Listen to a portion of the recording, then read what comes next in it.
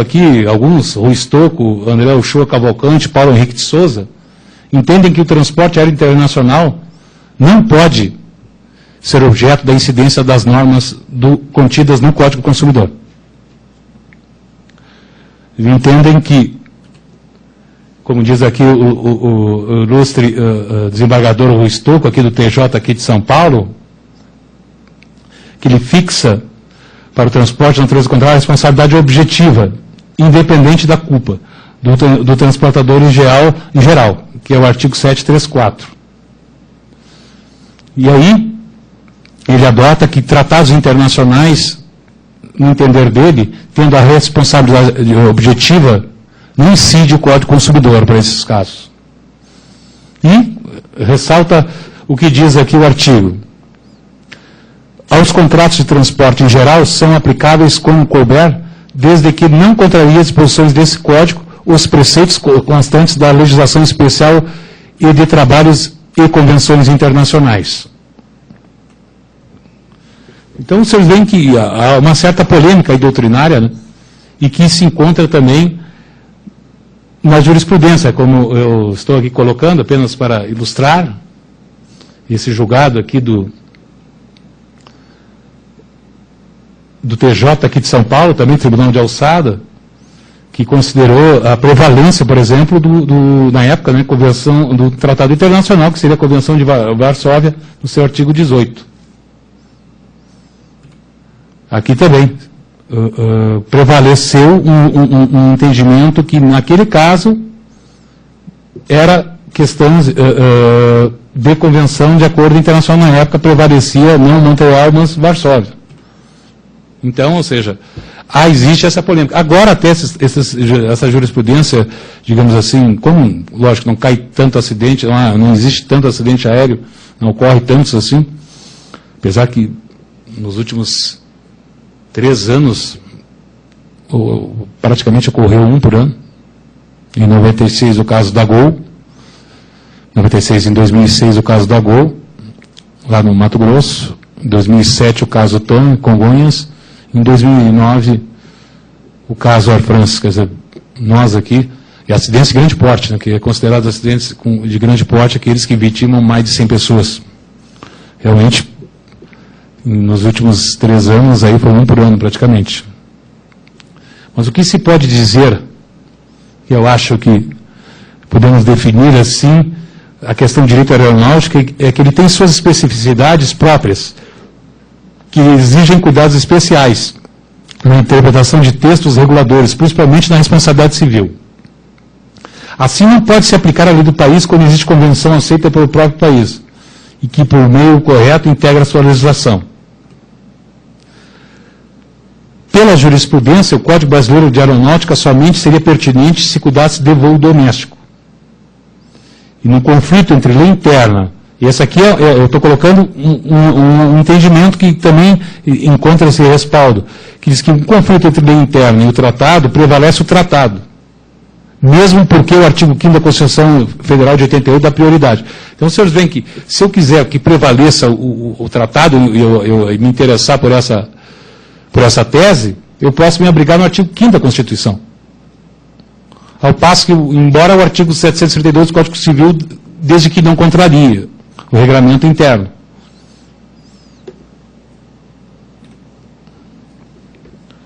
Então, essas questões no direito aeronáutico são questões muito polêmicas. Aliás, vamos ver aqui até que, embora se viu que as indenizações, se sabe, até hoje a doutora Mirna de manhã falou sobre os valores da indenização, o seu projeto de lei ali, o 334, né, que está aí com o senador Álvaro Dias, colocando valores, ou balizando valores aí para indenizações. Vocês viram ali que para norte seria de 100 a 500 salários, podendo chegar no máximo a 600 salários mínimos.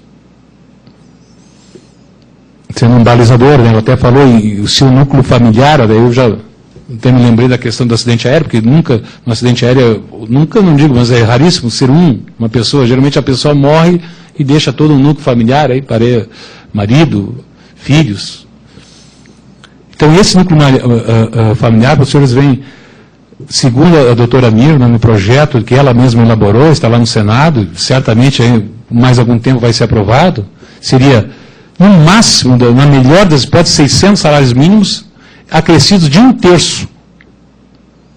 Ou seja, mais 200, seriam 800 salários mínimos de indenização para uma família que tenha perdido uma pessoa num voo, por exemplo, num acidente aéreo aí da Air France.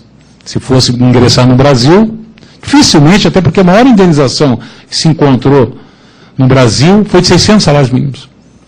Um julgado do STJ de 2005. Nenhum outro valor se encontrou em termos de STJ, lógico. Né? Em primeiro grau tem aí, né? Tem de tudo. E, pelo jeito, também no STJ não estava tão errado. Em 2005, hoje o projeto de lei prevê de 100 a 500, podendo chegar no máximo a 600.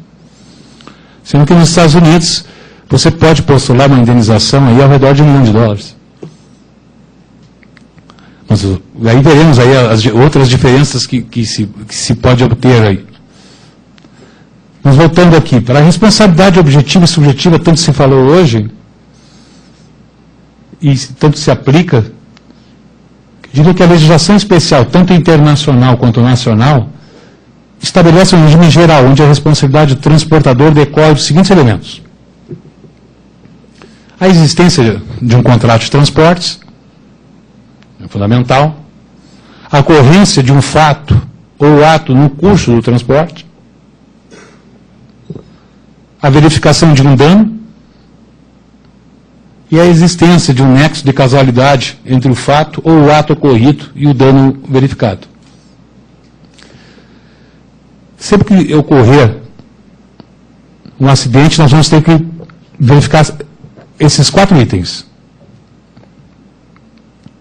Eu cito sempre o jurista José Gabriel de Assis Almeida, que quando fala de legislação aérea, define bem quando afirma que a legislação especial estabeleceu um regime geral de responsabilidade, onde não se perquire o elemento subjetivo, ou seja, a culpa ou o dolo do transportador. Porque tem uma coisa, no transporte internacional, a responsabilidade é subjetiva. Enquanto que no transporte nacional, ela é objetiva, ou seja, por um lado, se a gente vai para fora, os Estados Unidos ou França, aí no caso da Air France, buscar uma indenização, vai ter que se provar a culpa. Como tudo na vida tem 2 lados, no Acordo de Montreal a responsabilidade é subjetiva. Nos Estados Unidos, por exemplo, a responsabilidade é subjetiva. Vai ter que se ver aí anexo com a questão da culpa. No caso da TAM, por exemplo, que eu participo, são 4 réus lá que nós ingressamos na ação, em Miami, porque tinha um cidadão americano naquele voo. 77 famílias, aliás, são autores da ação.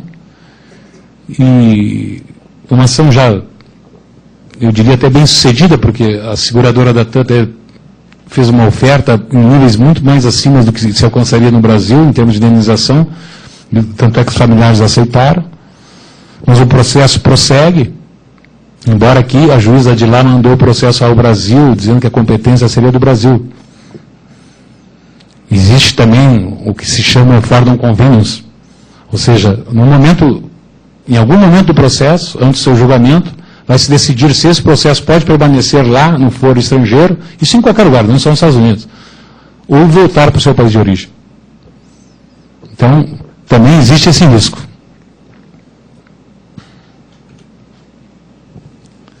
Então, no transporte internacional, a responsabilidade é por culpa presumida do transportador.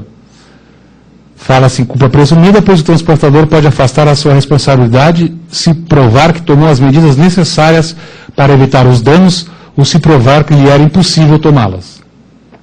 Aquilo que eu falei agora. E no transporte nacional, doméstico, a responsabilidade é objetiva. Pois o transportador não pode se eximir, mesmo se provar que tomou todas as medidas necessárias. Ou lhe era impossível tomá-las. Aliás, o artigo 37, que hoje até o doutor Cavalieri, o professor Sérgio Cavalieri falou, define a responsabilidade objetiva como sendo aqui no Brasil. O que diz o artigo 37, parágrafo 6º da Constituição? As pessoas jurídicas de direito público e de direito privado prestadoras de serviços públicos responderão pelos danos que seus agentes, nessa qualidade, causarem a terceiros, assegurado o direito de regresso contra os responsáveis no caso de dolo ou culpa. Então, está aí, sem nenhuma dúvida, o artigo 37 da Constituição, em seu parágrafo 6º, prevê a responsabilidade objetiva.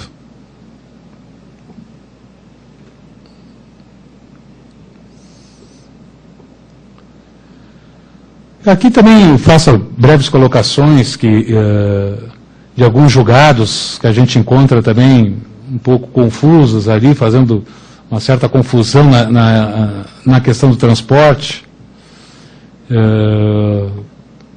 Responsabilidade objetiva, o fornecedor só não será responsável quando provar a culpa. Alguns julgamentos aí, no caso da Varig, alguns julgamentos, como o transporte aéreo é uma situação que não é do dia a dia, nem da maioria dos advogados, nem na maioria dos julgadores, quando eles enfrentam essa situação, às vezes a sua assessoria, ou quem ilustra aí os votos, ou as sentenças, não vai muito profundamente aí num estudo, como diz o professor Sérgio, para saber exatamente como é que se regula isso.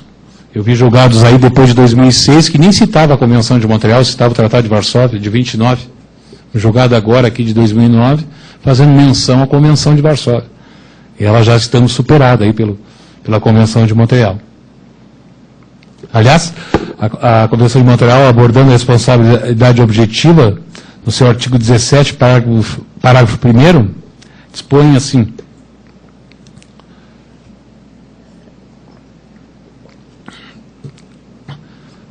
o transportador é responsável pelo dano causado em caso de morte ou lesão corporal a um passageiro, desde que referido acidente tenha se produzido a bordo da aeronave ou durante qualquer das operações de embarque ou desembarque. Então, competirá a vítima tão somente comprovar que o dano ocorreu a bordo da aeronave ou durante as operações de embarque ou desembarque, cabendo evidentemente aos tribunais a apreciação em concreto das referidas operações. Bem, até muitos poderiam perguntar, antes de entrar nesse aspecto da prescrição, como é que um acidente doméstico, que foi o caso de Congonhas, entre um trecho entre Porto Alegre e São Paulo, poderia parar nos Estados Unidos e ser julgado lá, né? Seria uma coisa assim um pouco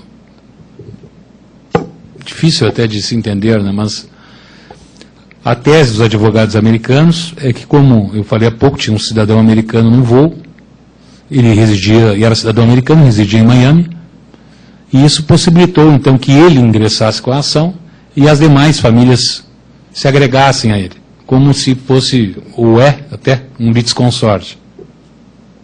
E essa possibilidade foi concretizada e materializada lá no Foro de Miami. Vocês vão dizer, mas agora o juiz, a juíza decidiu mandar para o Brasil.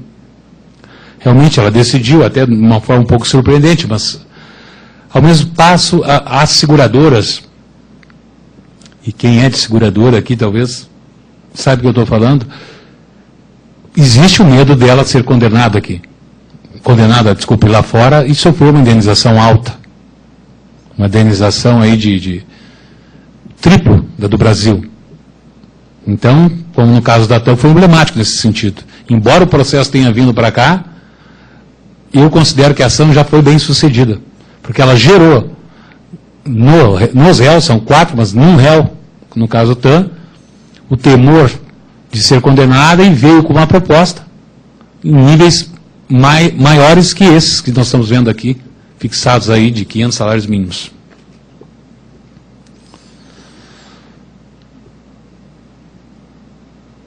Bom, outro aspecto eu acho importante da Convenção de Montreal é o seu artigo 35. Aliás, que fala da prescrição. Eu até, num capítulo da prescrição, a meu ver, é a questão mais polêmica e, ao mesmo tempo, importante, quando se fala em acidente aéreo, em responsabilidade civil. É incrível que agora eu vou expor aos senhores Mas, embora a lei dite, na minha opinião, de forma bem clara, o prazo prescricional, todo mundo que atua nessa área tem muito receio e acaba obedecendo um outro artigo. Vejam bem o que eu estou dizendo. Por exemplo, na Convenção de Montreal, o que fala a Convenção de Montreal sobre prescrição? O artigo 35. Prazo para as ações. O direito à indenização se extinguirá se a ação não for iniciada dentro do prazo de 2 anos, contados a partir da data da chegada ao destino ou do dia em que a aeronave deveria haver chegado, ou da interrupção do transporte. A forma de computar esse prazo será determinada pela lei nacional do tribunal que conhecer da questão. Então, pela Convenção de Montreal, o prazo é bem claro, não deixa dúvidas nenhuma. Dúvida nenhuma, é de 2 anos. Para o ingresso da ação de indenização. Então, se nós formos adotar essa legislação, nós temos que ir pelo artigo 35 que define em 2 anos o prazo. Então, os senhores vejam bem. O que nós temos aqui? 2 anos previsto na Convenção de Montreal, mas no Código Civil, no artigo 206, parágrafo 3º, parágrafo 3º, inciso 5º, estabelece que prescreve em 3 anos, como os senhores sabem, a pretensão de reparação civil.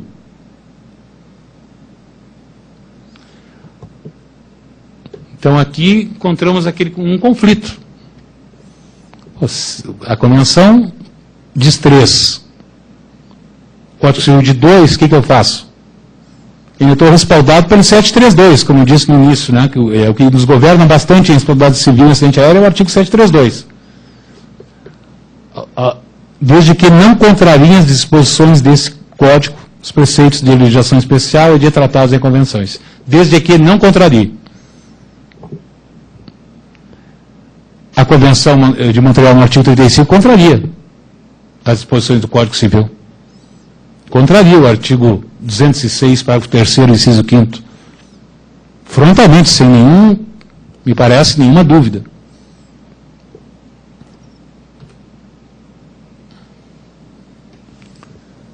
Se contraria, então eu posso ficar tranquilo e entrar com a ação em 3 anos? Por exemplo, no caso da TAM, o acidente ocorreu, aliás, até existe aí uma data cabalística, no dia 17 de 7 de 2007, às 17 horas. Né? Então, esse prazo se esgotaria em 2010, dia 16 de 7 de 2010.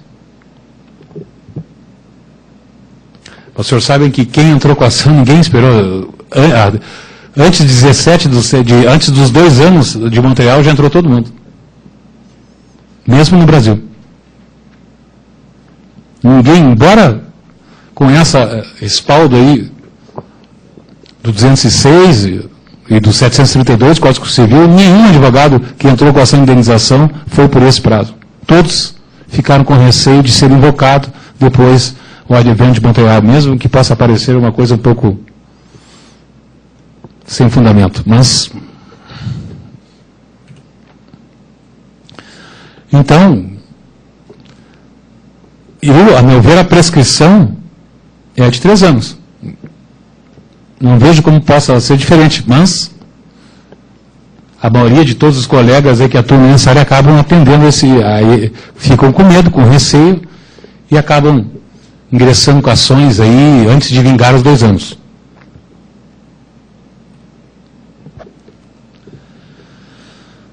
Bom, um outro capítulo, então, sempre que cai um avião, o que se pensa? Na ação indenizatória, que vai ser movida aonde? Na justiça americana? Justiça americana, $1 milhão mais ou menos por dano moral. Eu estive lá em Miami, por exemplo, no escritório da Poderhouse, que é o escritório que mais atua nisso, e vi acidentes aéreos locais ali, de aviõezinhos pequenos, aí caíram aí no deserto americano com indenizações de $10 milhões. Acordos, né? Porque lá nos Estados Unidos, 99%